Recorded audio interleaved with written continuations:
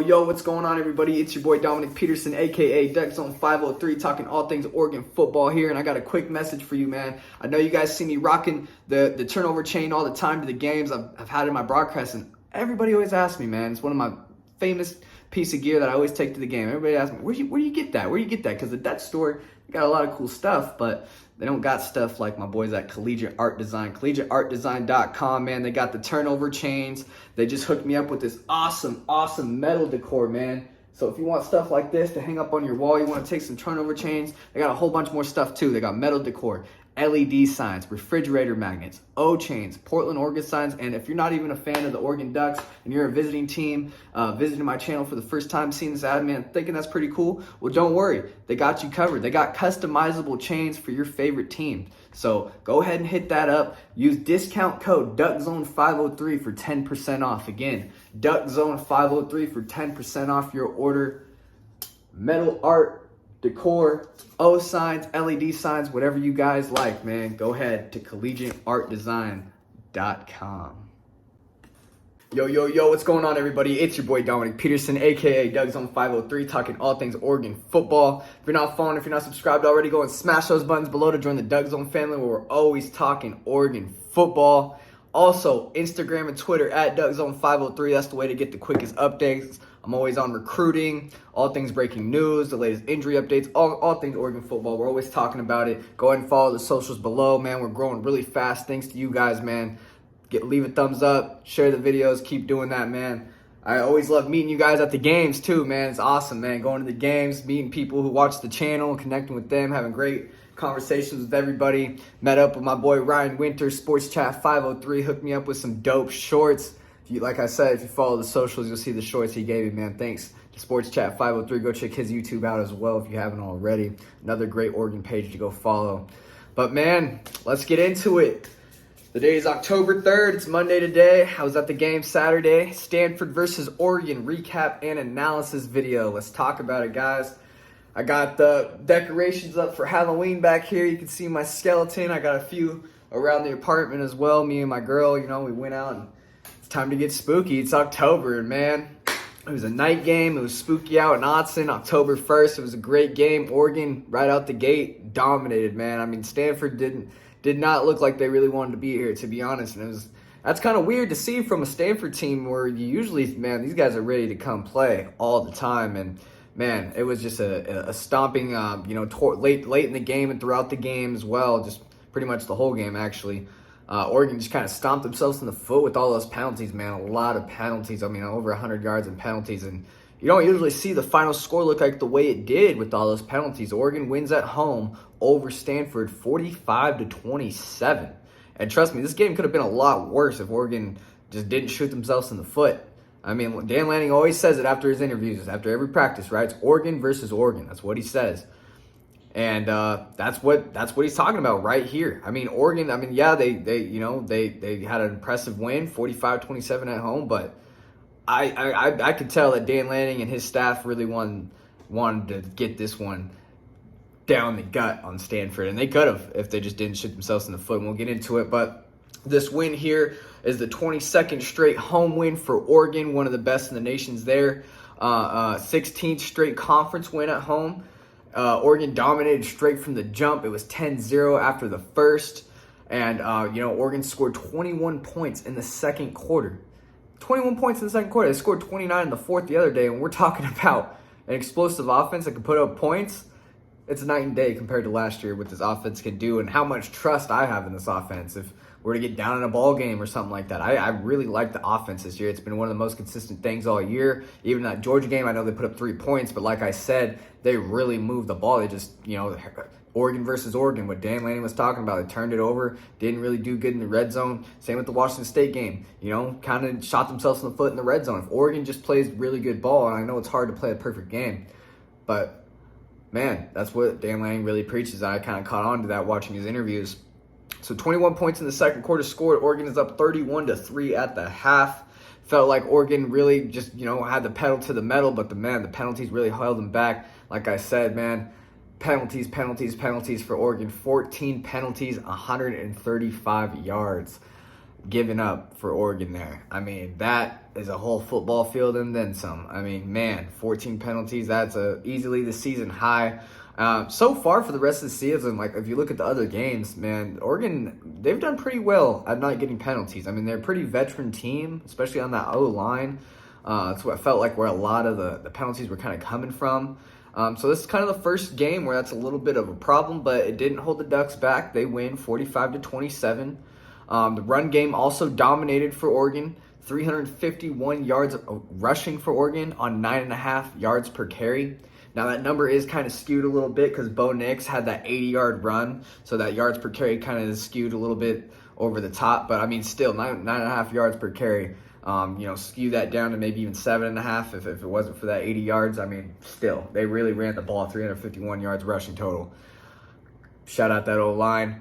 They did give up 1 sack this game. We'll get into that later, but man, Oregon was coming into this game. They haven't allowed a sack, and they're like, I think the only college football team in Division I football where they haven't allowed a sack all season. And Stanford, I think 2 guys got like a half a sack each on a play.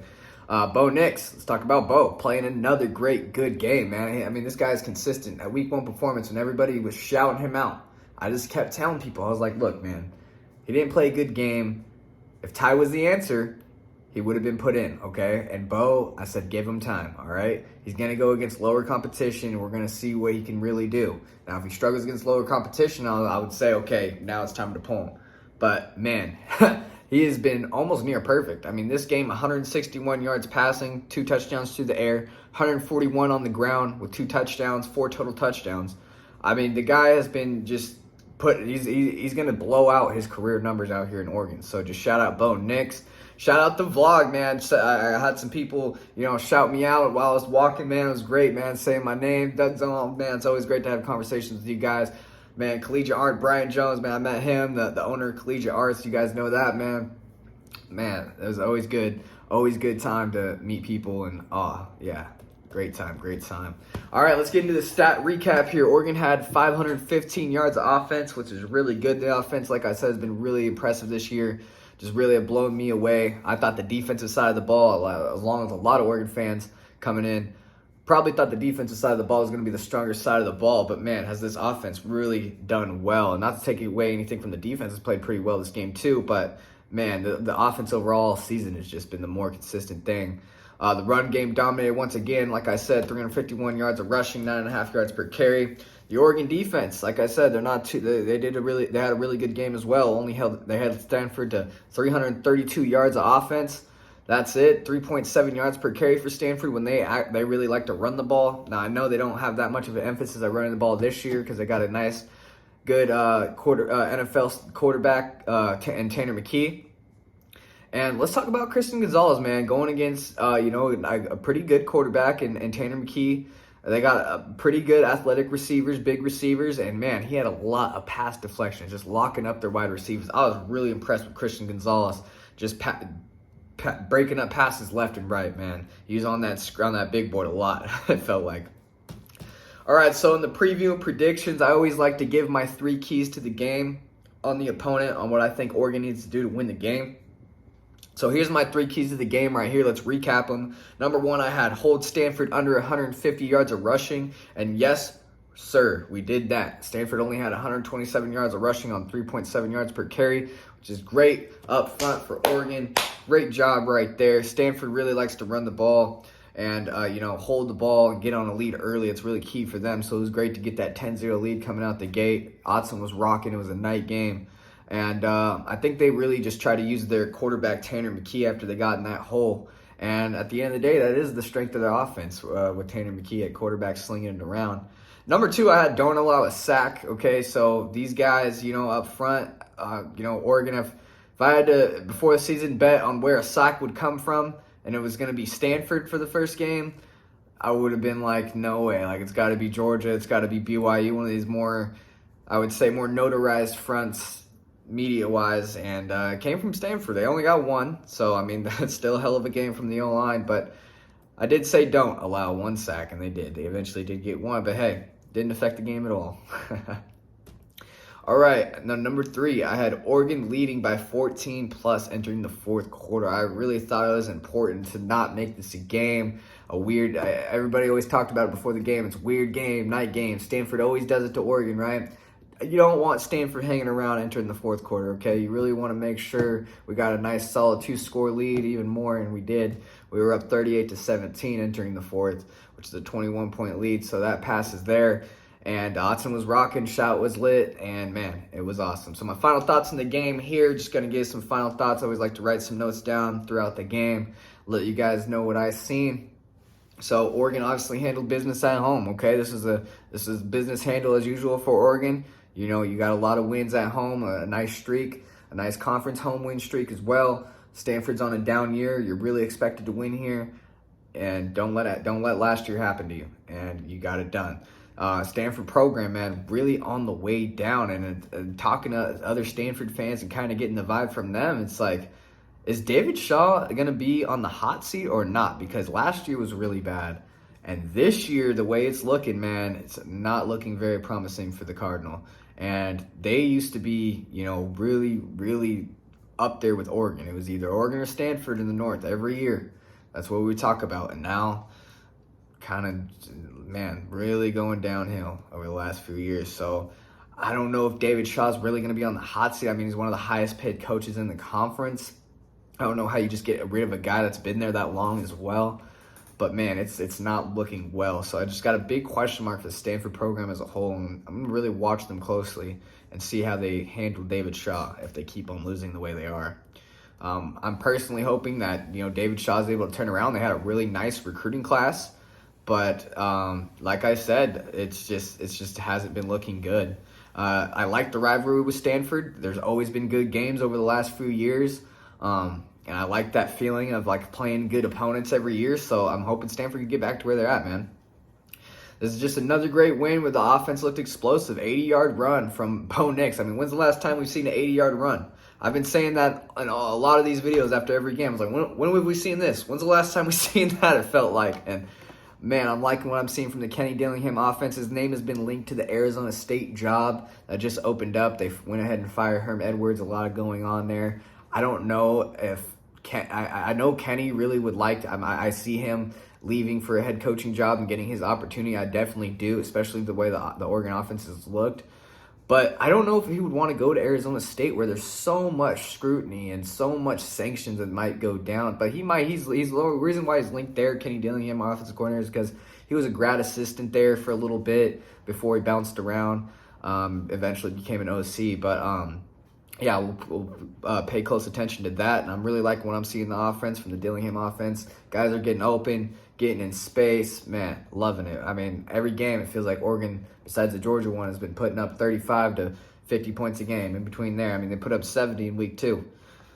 And then, okay, so last note here. This is what everybody's probably written down after this game. Clean up the penalties, okay? And you'll probably win this game by a lot more. You won by a big margin, but you'll probably blow the doors off of Stanford if you just clean up the penalty. And the biggest thing is, man, is if you have these penalties against just better competition or higher competition, you're not going to win games.